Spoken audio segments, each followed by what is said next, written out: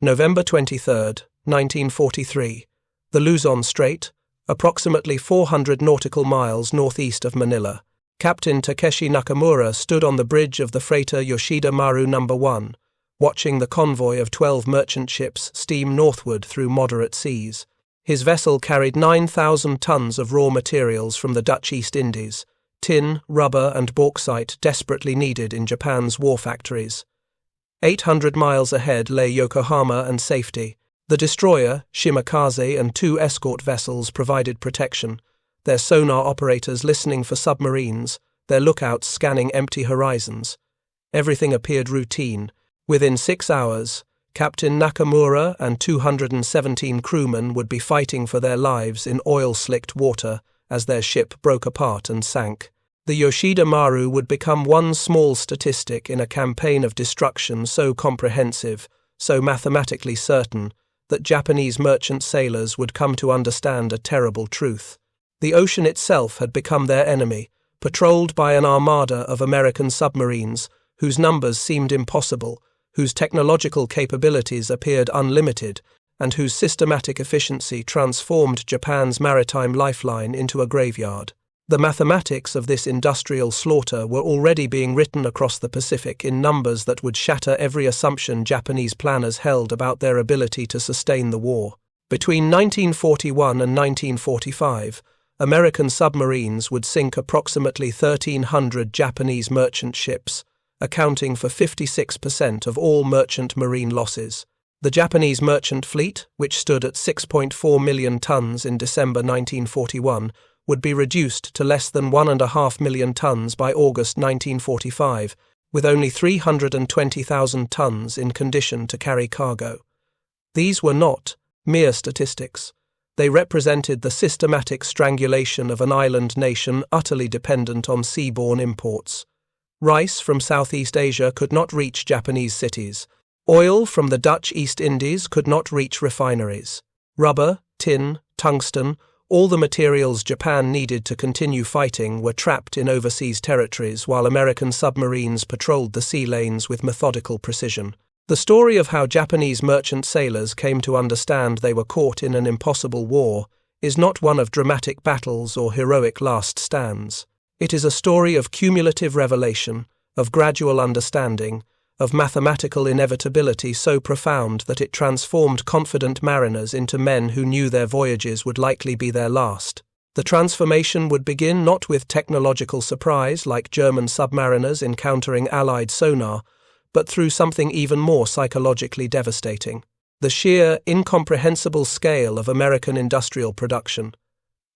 Japanese merchant sailors would encounter not just capable submarines, but an endless stream of them. Submarines that appeared in hunting grounds supposedly cleared of threats, submarines that attacked convoys that had just survived previous attacks, submarines operating thousands of miles from their bases with apparent freedom, submarines everywhere, always, in numbers that seemed to defy logic.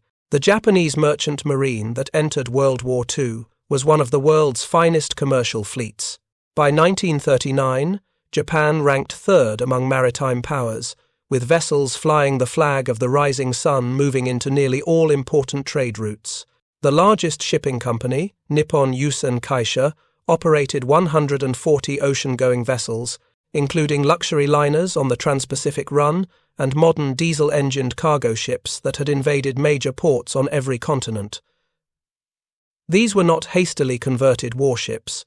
They were purpose-built merchant vessels, many constructed in the previous decade using modern shipbuilding techniques. The Tatsuta Maru, 16,979 gross tons, had operated rigid passenger schedules between Japan and California for 11 peacetime years. The fleet included specialized Silk Express motorships running to Seattle, San Francisco, and Los Angeles. Tankers capable of hauling petroleum products across the Pacific, freighters designed for bulk cargo operations. When war came in December 1941, Japan possessed approximately 6.4 million tons of merchant shipping, including smaller coastal vessels, accounting for an additional 1.2 million tons. This capacity exceeded by almost 30% the 5.9 million tons Japanese planners estimated would be required to maintain the domestic economy and military operations during a major war. The margin seemed comfortable. Japanese merchant officers had trained extensively. Many had years of experience on international routes. They understood their vessels intimately, knew the Pacific's weather patterns, and had operated successfully under peacetime commercial pressures. Ships' crews were disciplined and skilled. Japanese shipyards had demonstrated consistent quality in construction. Moreover, Japan had carefully timed its entry into the war. Unlike Germany and Italy, whose merchant fleets suffered immediate losses to blockades and internment in neutral harbours, Japan had recalled nearly all its merchant vessels to home ports or nearby waters before the Pearl Harbor attack. The fleet entered the war intact, fully operational, and positioned for immediate conversion to military support roles. Large liners became transports and tenders for seaplanes and submarines. Freighters became troop and cargo carriers. Tankers became fuel ships for the Imperial Navy. The transformation occurred almost overnight, executed with efficiency that reflected years of planning. If you're enjoying this deep dive into the story, hit the subscribe button and let us know in the comments from where in the world you are watching from today. Japanese strategic planning had accounted for merchant shipping losses. Naval staff had studied the British experience in World War I, when German U-boats had nearly starved Britain into submission. They understood submarines posed threats to maritime commerce. Pre-war estimates projected acceptable loss rates that Japanese shipyards could replace through new construction. The calculations seemed sound. Build approximately 400,000 tons of new merchant shipping annually. Accept losses of perhaps 300,000 tons per year to enemy action. Maintain overall fleet capacity above the critical 5.9 million ton threshold. What Japanese planners failed to anticipate was the scale of American submarine operations. They had prepared to fight a submarine war similar to the Great War, where perhaps 30 to 50 enemy submarines would operate across vast ocean areas, making interception relatively unlikely for any individual merchant ship. Japanese merchant sailors shared this confidence. In the war's early months, submarine encounters were relatively rare. The primary threats appeared to be Allied surface warships and aircraft, both of which Japanese naval forces handled effectively during the initial offensives. Captain Nakamura's experience was typical. He had served with Nippon Yusen Kaisha for 18 years and commanded merchant vessels for 6. When war began, his ship was requisitioned for military cargo service, but the work seemed similar to his peacetime experience. Carry cargo from port to port, follow designated sea lanes, maintain radio silence, sail in convoy when escorts were available. The early months brought success. Nakamura completed voyages to Singapore, to Truk, to Rabaul, delivering the supplies that sustained Japan's rapid expansion. Occasionally, aircraft would appear and ships would scatter. Sometimes distant explosions marked where a ship had struck a mine, but the ocean itself still felt like Japanese territory. The first indication something had changed came gradually through 1942. Ships began disappearing without trace. One day a vessel would be steaming normally in convoy. Hours later, it would simply be gone, vanished during darkness with no distress call. No survivors, no wreckage. Other ships would report torpedo attacks, describing submarines that fired multiple torpedoes then disappeared before escorts could respond. The incidents accumulated. 5 ships lost in January, 7 in February, 10 in March. By June 1942, Japanese merchant losses had reached 35 ships totaling 150,000 tons. The numbers seemed manageable until viewed in context. Japanese shipyards were producing new vessels, but construction rates were falling short of projections. Industrial capacity dedicated to warship construction left fewer resources for merchant ship building. Skilled workers were being drafted into military service. Critical materials like steel plates were being diverted to naval programs. The replacement rate Japanese planners had assumed would offset losses was not materializing. Worse, the loss rate itself was accelerating. By December 1942, 134 Japanese merchant ships, totaling 580,000 tons, had been sunk. American submarines accounted for 2/3 of these losses. The mathematics were becoming troubling. What Japanese merchant sailors could not know was that they were facing an industrial opponent whose capabilities would prove overwhelming. On December 7, 1941, the United States Navy had 55 fleet submarines and 18 medium-sized S-boats deployed in the Pacific, with 73 additional boats under construction. By February 1943, that force had grown to 104 submarines. By war's end in August 1945, 169 American submarines would be operating in the Pacific theater. But raw numbers told only part of the story. American shipyards were producing submarines with industrial efficiency that Japanese planners considered impossible.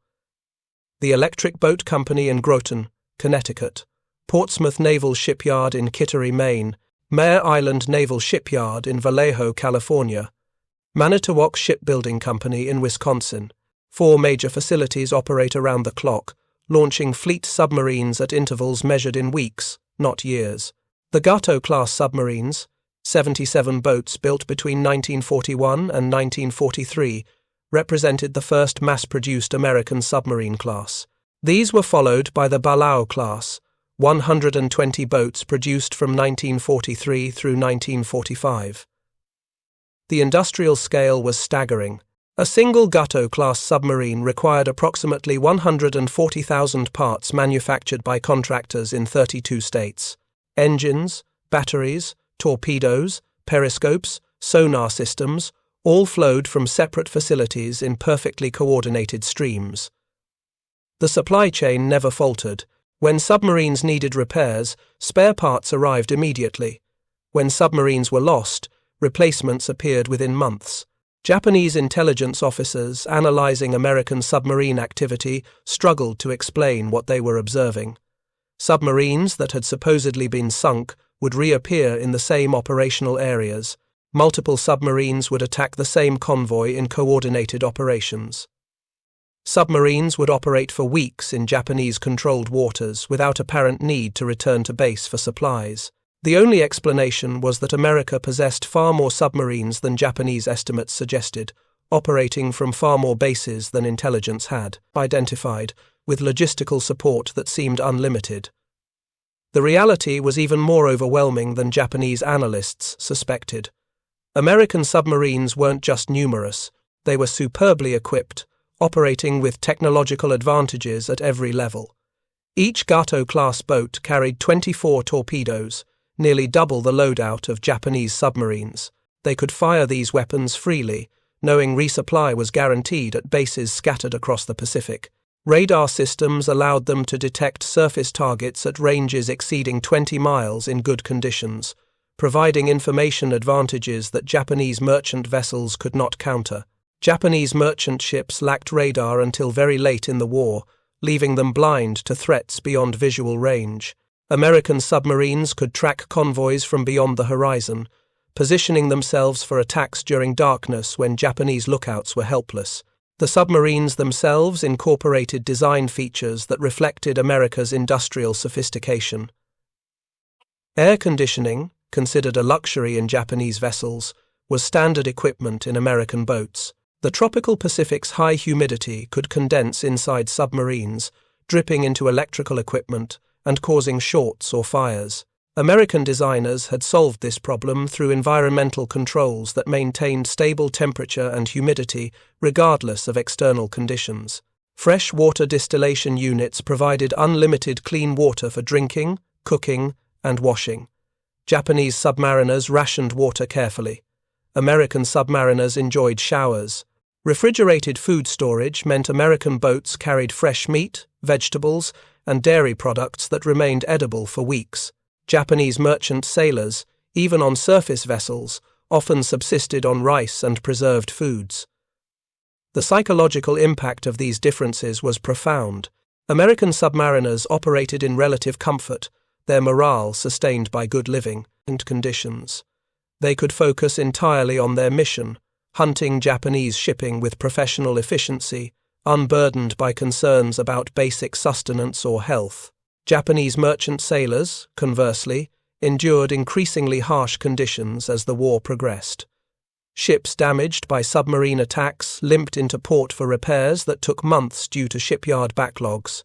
Voyages grew longer, as convoys were forced to take circuitous routes, avoiding submarine hunting grounds.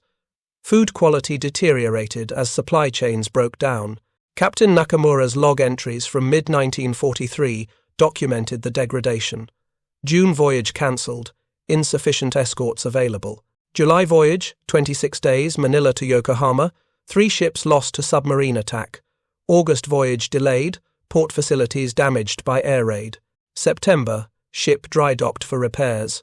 Torpedo damage from May still not completely fixed. The cumulative stress was visible in his crew. Younger sailors became nervous, jumping at sounds, sleeping poorly. Experienced hands grew fatalistic, understanding that each voyage increased the mathematical probability they would encounter American submarines. The whispered conversations in crew quarters centered on a single question: how many submarines did America possess? Ships that had successfully evaded submarine attacks in one sea lane would encounter different submarines in another area. Convoys that had fought off submarine attacks near the Philippines would face fresh attacks approaching Japan. The submarines seemed endless, inexhaustible, omnipresent.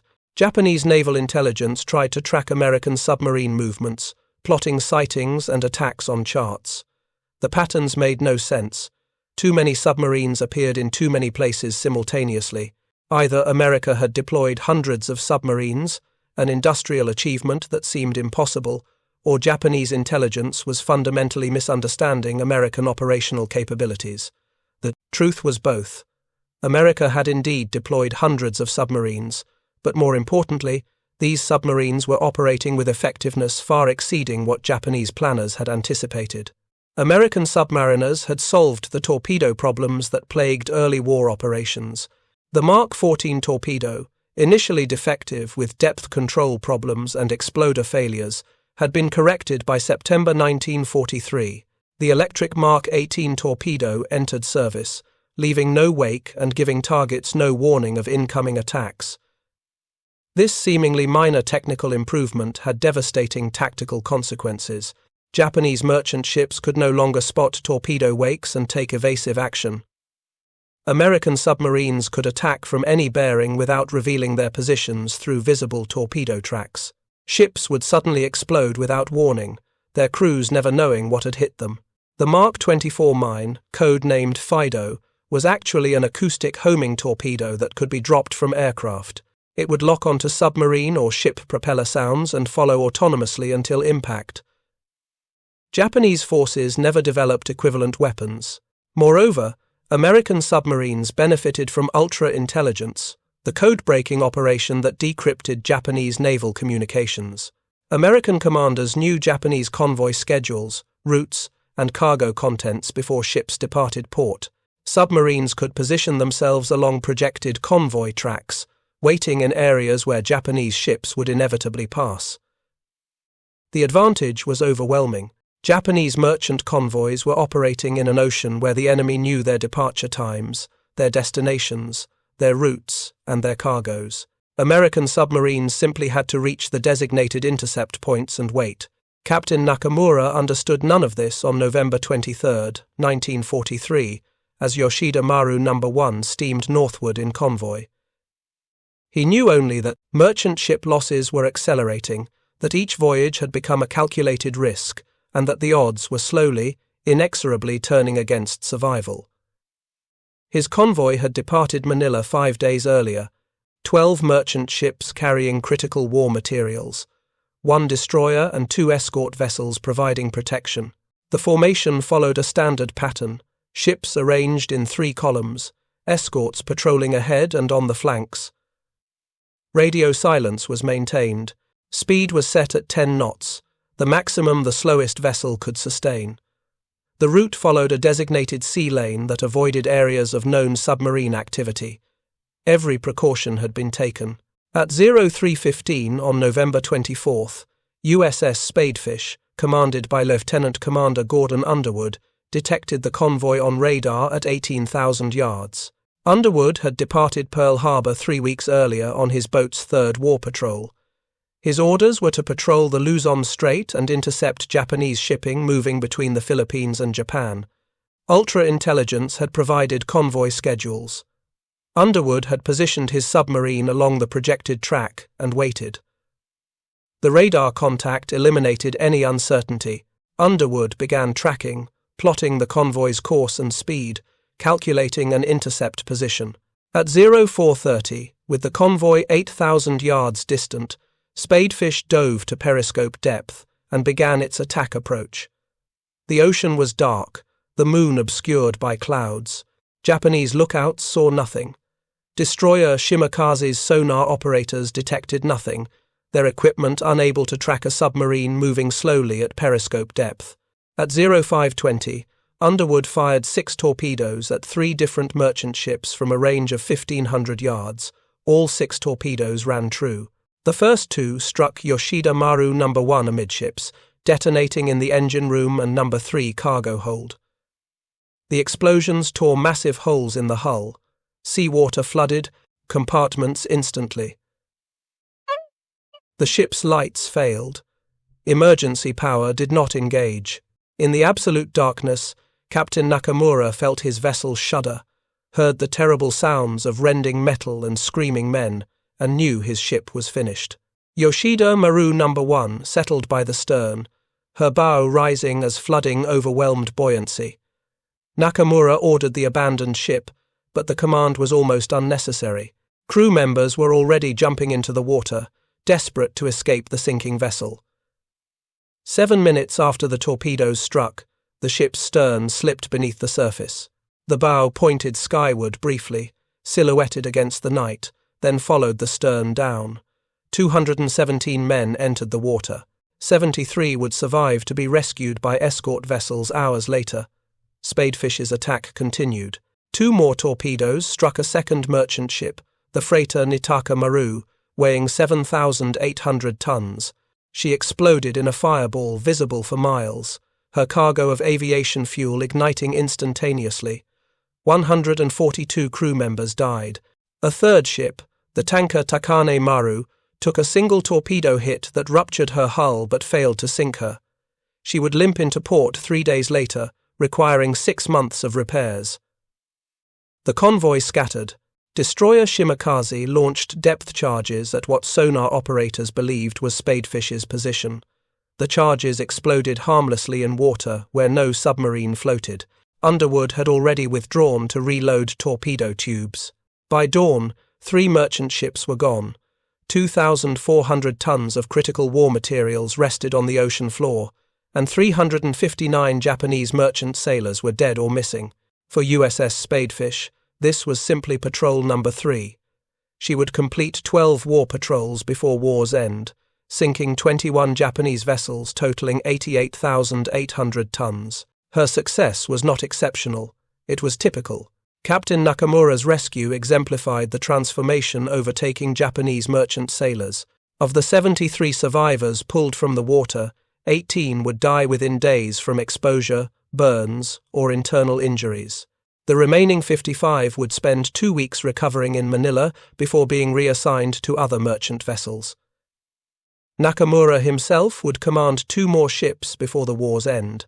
Both would be sunk by American submarines. He would survive the war, one of relatively few merchant officers who completed multiple voyages and lived. But survival came with psychological costs. In interviews conducted decades after the war, Nakamura described the growing fatalism among merchant crews as 1944 progressed. Every voyage, we knew we might not return.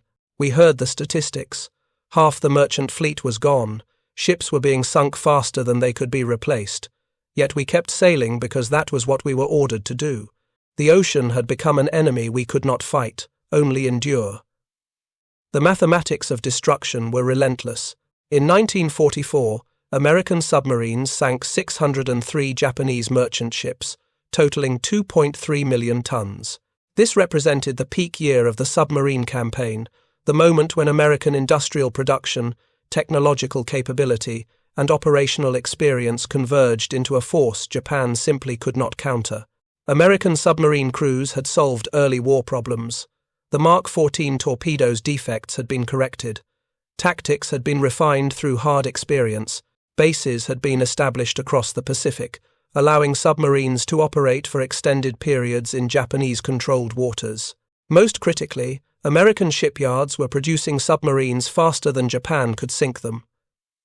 Japanese merchant sailors began encountering submarines that appeared impossible. Vessels that had supposedly been destroyed would reappear in the same operational areas. Multiple submarines would attack single convoys in coordinated operations. Submarines would operate for weeks without apparent need to return to base. The only logical conclusion was that America possessed far more submarines than Japanese intelligence had estimated, supported by logistics that seemed unlimited. The reality exceeded even the most pessimistic Japanese assessments. By December 1944, 160 American fleet submarines were operating in the Pacific. These boats carried 24 torpedoes each, nearly 4,000 torpedoes at sea simultaneously. They could fire these weapons freely, knowing resupply was guaranteed at forward bases that had proliferated across the Pacific, at Pearl Harbor, Midway, Brisbane, Fremantle, Majuro, Saipan, and Guam. Each base maintained complete stocks of torpedoes, fuel, provisions, and spare parts. When submarines returned from patrol, they could be resupplied and back at sea within 10 days. Japanese merchant convoys, conversely, were operating with decreasing escort protection. Destroyers and escort vessels were being transferred to fleet operations, leaving merchant ships vulnerable. Those escorts that remained with convoys were increasingly obsolete, their sonar equipment inferior to American technology, their depth charges less effective, their crews exhausted from continuous operations. The disparity was visible in engagement outcomes. When American submarines encountered Japanese convoys in 1941 and 1942, they often withdrew when escorts counterattacked aggressively. By 1944, American submarines would remain in contact with convoys for hours or days, picking off ships systematically, evading or fighting through escort defenses, with confidence born from technological superiority and operational experience. Lieutenant Commander Richard O'Kane, commanding USS Tang, demonstrated this new aggressiveness during her 5th war patrol in October 1944. O'Kane intercepted a convoy of 10 ships with multiple escorts in the Formosa Strait. Over 3 nights, Tang attacked repeatedly, sinking 7 ships totaling 39,000 tons despite aggressive escort responses. The submarine fired 24 torpedoes, reloaded, fired additional torpedoes from her reserve storage, and continued attacking until only 3 merchant ships remained in the convoy. Tang's 5th patrol ended tragically when her final torpedo malfunctioned, circled back, and struck her stern, killing O'Kane and most of his crew. But even this disaster demonstrated American operational depth. Tang was replaced immediately. Another submarine took over her patrol area. The campaign continued without pause. For Japanese merchant sailors, these relentless attacks created psychological conditions approaching hopelessness. Ships that survived one submarine attack would often encounter another submarine hours or days later. Convoys would lose half their vessels on single voyages. Sailors boarding ships for new assignments understood statistically they were unlikely to complete the voyage. Chief Engineer Hiroshi Tanaka, who served aboard 6 different merchant ships during the war, described the transformation in crew morale in his post-war memoir. In 1942, we believed we could win. In 1943, we believed we could survive. By 1944, we simply tried to complete each day. The ocean had become a killing ground. We sailed not because we expected to succeed, but because orders demanded it. The industrial disparity became undeniable as 1944 progressed. Japanese shipyards were producing replacement merchant vessels, but at rates that could not compensate for losses. New construction totaled approximately 550,000 tons in 1944. Losses exceeded 2.3 million tons. The deficit was staggering. Japan's merchant fleet capacity, which stood at 6.4 million tons in December 1941, had fallen to 1.8 million tons by January 1945. This was not merely a military problem, it represented the systematic strangulation of Japan's war economy and civilian population.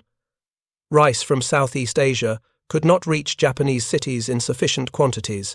Oil from the Dutch East Indies, captured at such cost in the war's opening months, could not reach refineries. Steel from Manchuria, rubber from Malaya, tin from Thailand, all the materials Japan needed to continue fighting were trapped overseas while American submarines patrolled the sea lanes. The starvation was not metaphorical.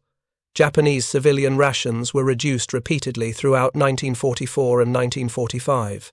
By war's end, the average Japanese civilian was consuming fewer than 1,500 calories daily, well below subsistence levels. Industrial production was collapsing, factories could not obtain raw materials, transportation networks could not move finished goods. The entire economic system that sustained Japan's war effort was failing, strangled by the loss of maritime commerce. If you find this story engaging, please take a moment to subscribe and enable notifications. It helps us continue producing in-depth content like this. Then came the final blow, a campaign so comprehensive, so technologically sophisticated, and so devastatingly effective that it would virtually eliminate what remained of Japan's maritime commerce. Operation Starvation began on March 27, 1945, when B-29 Superfortress bombers from the 313th Bombardment Wing based on Tinian began dropping mines in Japanese waters. The concept was simple, but execution required technological capabilities Japan could not match. American aircraft would mine Japan's major ports and strategic waterways, making shipping movements impossible without extensive minesweeping operations. The mines themselves were technological marvels. Magnetic mines detonated when they sensed the magnetic field of a ship's steel hull. Acoustic mines triggered when they detected propeller noise or hull vibrations. Pressure mines exploded when they experienced the reduction in water pressure caused by a ship passing overhead. Most sophisticated were combination mines that required multiple triggers. For example, a ship passing overhead 3 times before the mine would activate. This meant Japanese minesweepers, even when they successfully cleared an area, could not be certain it was safe. Mines that appeared inactive might suddenly become armed days or weeks after being laid. The psychological impact was devastating. B-29 crews flew individual missions at night, using radar to navigate to precise drop points. Each bomber carried 12 1,000-pound mines or 7 2,000-pound mines. They flew at moderate altitudes, usually 8,000 to 12,000 feet, low enough for accurate mine placement, but high enough to minimize exposure to anti-aircraft fire. The mines were equipped with 6-foot diameter parachutes that slowed their descent, allowing them to enter water at speeds that wouldn't damage the sensitive fusing mechanisms. Upon water entry, the parachutes automatically released, and the mines sank to predetermined depths, usually 30 to 60 feet, where they would rest on the sea bottom in shallow harbors or float at set depths in deeper channels. The first priority was closing the Kanmon Straits, the narrow passage between Honshu and Kyushu that connected the Sea of Japan to the Inland Sea. This waterway was absolutely critical, providing the primary route for shipping between Japan's major industrial centers and the Asian mainland. Between March 27th and April 12th, 313th Wing dropped 2,030 mines in this narrow stretch of water. The results were immediate and catastrophic. Shipping through the Kanmon Straits fell from 70,000 tons per day in March to 35,000 tons in April, then plummeted to 7,500 tons in May and 1,750 tons in June. By July, the straits were essentially closed. Ships attempting passage were destroyed by mines. Ships remaining in port could not move cargo. Japan's maritime commerce was being systematically eliminated. The mining campaign expanded rapidly. Kobe, Osaka, Nagoya, Tokyo Bay, Shimonoseki, all of Japan's major ports were mined repeatedly. Secondary ports received attention. Strategic channels and approaches were seeded with mines. By August 1945, 35 of Japan's 47 essential convoy routes had been abandoned entirely, deemed too dangerous for shipping. Japanese merchant sailors found themselves trapped. Ships in port could not sail because channels were mined. Ships at sea could not return because harbours were mined. Those vessels that attempted to navigate mined waters risked destruction at any moment. The tension was unbearable.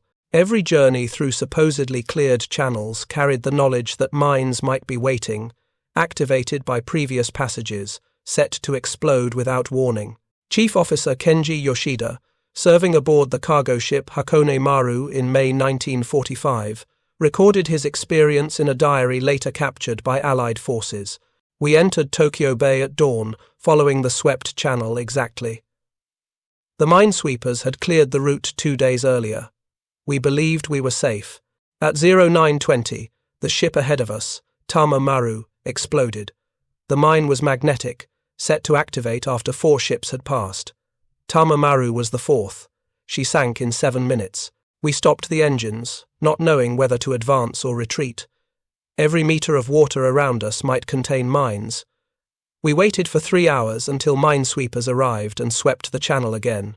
Then we proceeded, every man on deck watching the water, expecting death.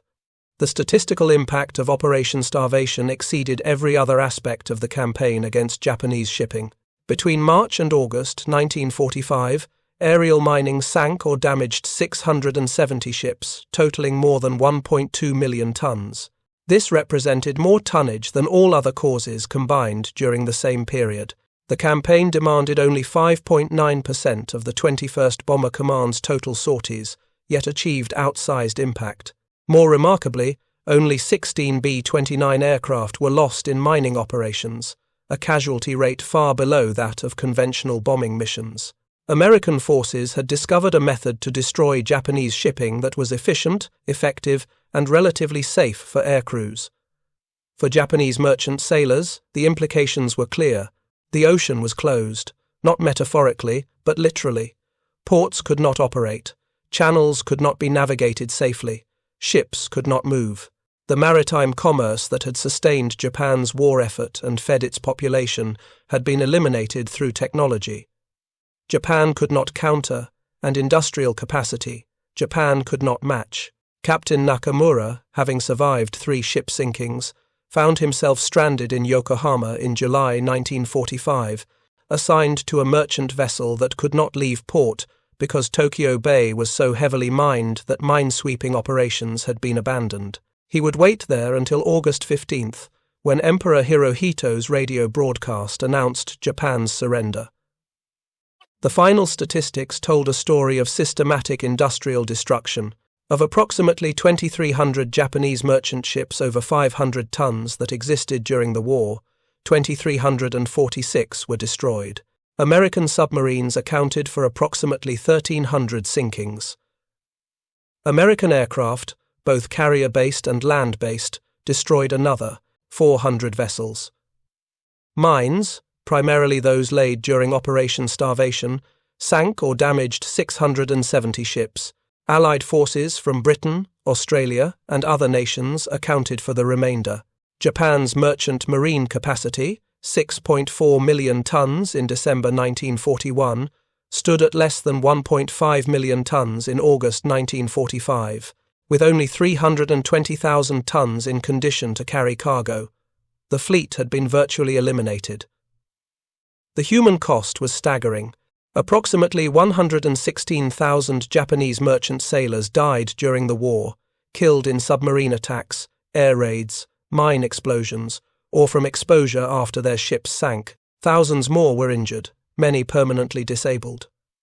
The casualty rate among merchant mariners exceeded that of any Japanese military service, except certain elite combat units. For comparison, American merchant mariners serving in the Pacific, while facing significant dangers, experienced casualty rates far lower than their Japanese counterparts, reflecting the fundamental asymmetry in the naval war.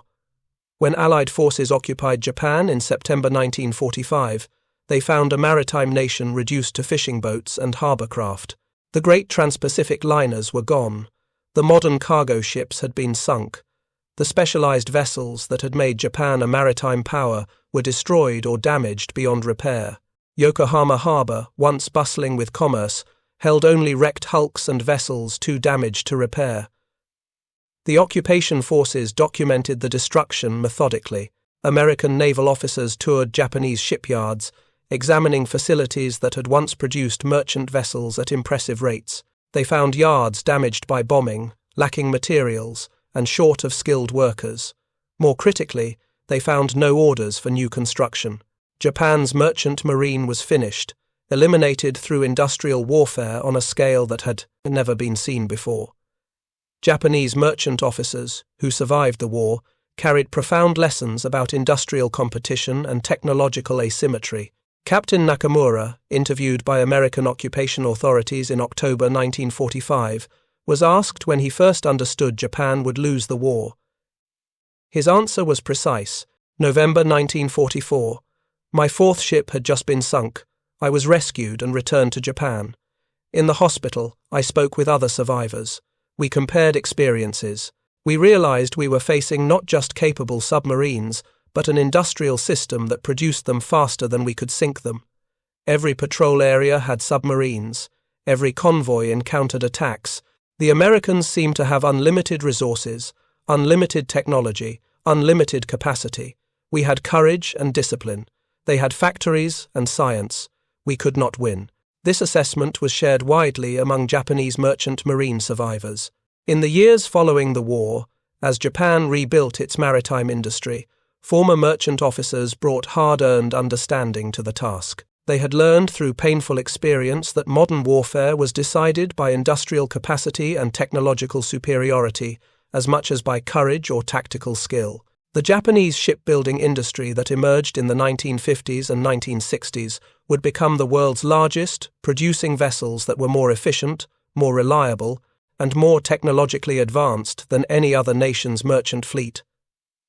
This success was built partly on lessons learned through wartime defeat: quality over quantity, technological excellence, efficient production, reliable systems.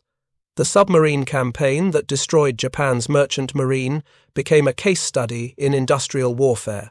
American naval planners had executed a strategy that combined technological advantages, superior logistics, overwhelming production capacity, and operational flexibility into a force that systematically eliminated an enemy's economic lifeline. The campaign sank 56% of all Japanese merchant shipping losses, strangled Japan's war economy, and contributed decisively to victory. For the men who served aboard Japanese merchant vessels, the experience was transformative. They had entered the war serving a nation that considered itself a great maritime power. They finished it understanding that maritime dominance required more than ships and sailors. It required industrial systems that could produce vessels, weapons, and supplies faster than enemies could destroy them. It required technological capabilities that provided decisive advantages in detection, weapons, and navigation. It required logistical networks that could sustain operations across thousands of miles of ocean. Japan had possessed excellent ships and skilled sailors. America had possessed 314 submarines, supported by an industrial machine that produced torpedoes, mines, aircraft, and supplies in quantities Japan could not approach. The mathematics were never in doubt once American production reached full capacity. The only question was how long Japan's merchant marine could endure systematic destruction. The answer proved to be less than 4 years. The legacy of this campaign shaped naval thinking for decades.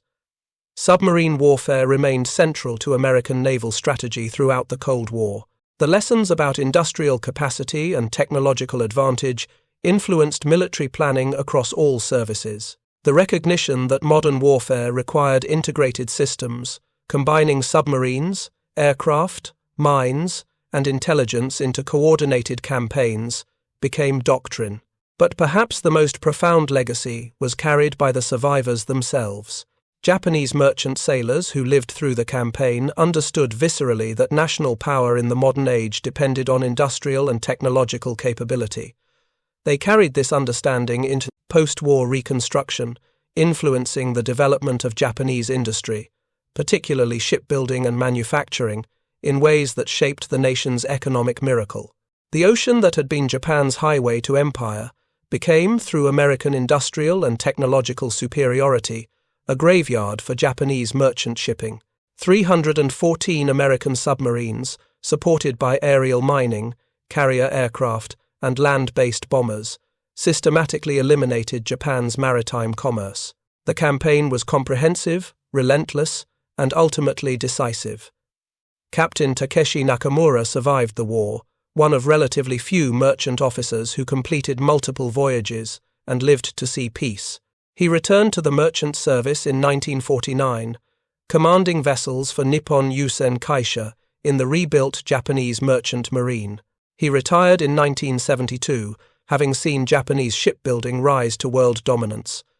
In interviews conducted late in life, he consistently returned to the lessons of the war. We learned that courage is not enough, discipline is not enough, even excellent engineering is not enough. Modern warfare requires industrial systems that can outproduce enemies, technological capabilities that provide decisive advantages, and logistical networks that sustain operations indefinitely. America possessed all three. Japan possessed only courage and discipline. The outcome was never in doubt once we understood the disparity. The story of Japan's merchant fleet facing 314 American submarines is ultimately a story about industrial warfare in the modern age. It demonstrated that maritime commerce, the lifeblood of island nations, could be systematically destroyed through coordinated application of submarines, aircraft, and mines. It proved that technological advantages in detection, weapons, and navigation could offset numerical inferiority and geographic distance. It confirmed that industrial capacity to produce, supply, and sustain military forces determined outcomes as surely as tactical brilliance or warrior courage. For Japanese merchant sailors, the realization came gradually through accumulated losses, close escapes, and statistical evidence that could not be denied. By 1944, they understood they were caught in an impossible situation. The ocean was no longer theirs. It belonged to the nation that built the submarines to control it, the technology to hunt in it, and the industrial capacity to sustain operations indefinitely. That nation was the United States, and Japanese merchant sailors paid with their lives to learn this lesson. Thank you for watching. For more detailed historical breakdowns, check out the other videos on your screen now, and don't forget to subscribe.